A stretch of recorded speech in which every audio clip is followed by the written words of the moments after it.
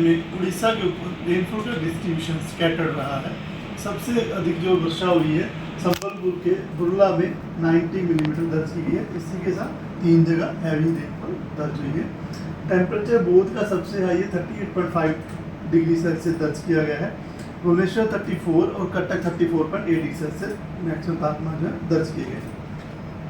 Significant weather system की बात करें तो एक जो लो प्रेशर एरिया जो अभी आज फॉर्म हुआ है, जो एक साइक्लोनिक सर्कुलर नॉर्थ वेस्ट और जर्नी वेस्ट जो बे ऑफ बंगाल के ऊपर बनी थी, उसके प्रभाव की वजह से north west bay of Bengal और ऑफ उड़ीसा कोस्ट के ऊपर सुबह 8:30 बजे की ऑब्जर्वेशन के हिसाब से एक लो प्रेशर एरिया फॉर्म हुआ है 27 मई 2025 को।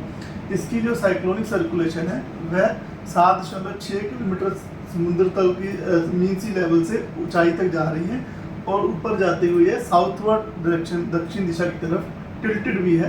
अगले 2 दिन तक ये सिस्टम जो है मोर इंटेंस बनने की संभावना रख रहा है और यह धीरे धीरे उत्तर दिशा में मूव करने की संभावना रख रहा है।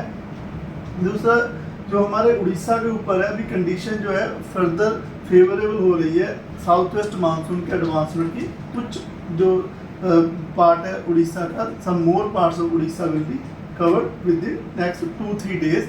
तो ये दो जो है हमारे सिस्टम की बात है। तो लो प्रेशर एरिया की वजह से आज जो उड़ीसा के ऊपर कोस्टल डिस्ट्रिक्ट में वाइड स्प्रेड डिस्ट्रीब्यूशन रह सकता है रेनफॉल का, और इंटीरियर उड़ीसा में फेयरली वाइड स्प्रेड डिस्ट्रीब्यूशन रहने की संभावना है।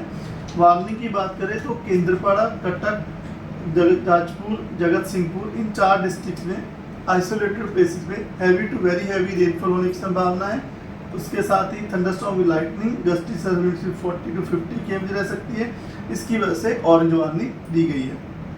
अन्य स्थानों में जहां पर पूरे उड़ीसा में थंडरस्टॉर्म विद लाइटनिंग और गस्टी सर्विस 40-50 km तो रहने वाली है, उसके अलावा जहां पर इसके साथ आइसोलेटेड प्लेसेस हैवी रेनफॉल होने की संभावना है उसमें मयूरभंज, बालासोर, भद्रक, खुर्दा, पुरी, सुंदरगढ़, झारसुगुड़ा, संबलपुर, बारगढ़, सोनपुर, बौद्ध, नुआपाड़ा, नवरंगपुर, कालाहांडी, कंधमाल, रायगढ़, गजपति, कोरापुट और मलकानगिरी डिस्ट्रिक्ट शामिल है। इसी प्रकार 28 तारीख को भी सिस्टम के प्रभाव की वजह से रायगढ़, कोरापुट, कटक, जगत सिंहपुर, पुरी में ऑरेंज अलर्ट दिया गया है। इसमें आइसोलेटेड प्लेसेस से heavy to very heavy rainfall होने की संभावना है और हवा की रफ्तार जो है 50 से 60 किलोमीटर प्रति घंटा जो झटका पवन चलने की संभावना है। थंडरस्टॉर्म में लाइटनिंग भी होने की संभावना है।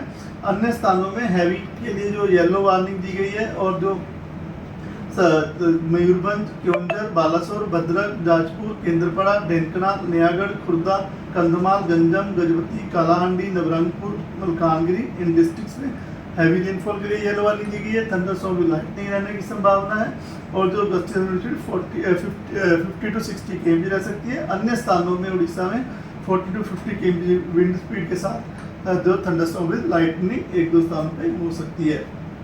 इसी प्रकार डे 3 में सिस्टम जो हम एक्सपेक्ट कर रहे हैं नॉर्थवर्ड मूव करेगा, उसके प्रभाव की वजह से मयूरभंज, बालासोर, भद्रक, केंद्रपाड़ा, इन डिस्ट्रिक्ट में heavy to very heavy rainfall isolated places में होने की संभावना है।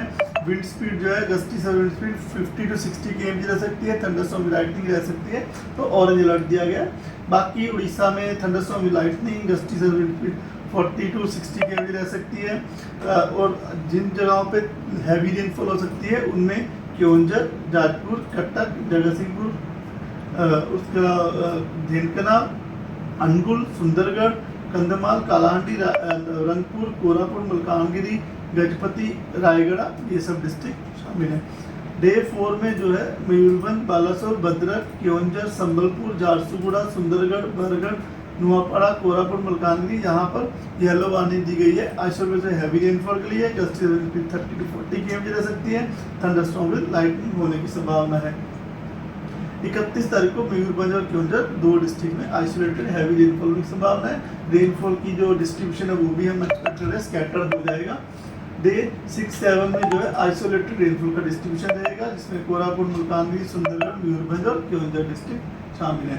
टेम्परेचर फोरकास्ट की बात करें तो अभी अगले 6-7 दिनों में तापमान में ज़्यादा बदलाव नहीं देखा जा सकने की संभावना है।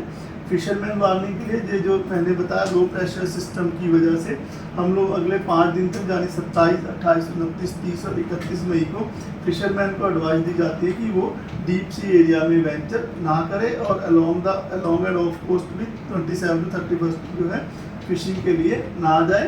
तो यहाँ पे संभावना रख रहे हैं कि स्वेली जो वेदर रह सकता है, जिसमें सरफेस गस्टी विंड जो है 30 से 40 गस्टिंग टू 50 km रहने की संभावना है over central bay of Bengal और joining north bay of Bengal region के ऊपर। जो सी कंडीशन है वो भी मॉडरेट टू रफ रह सकती है।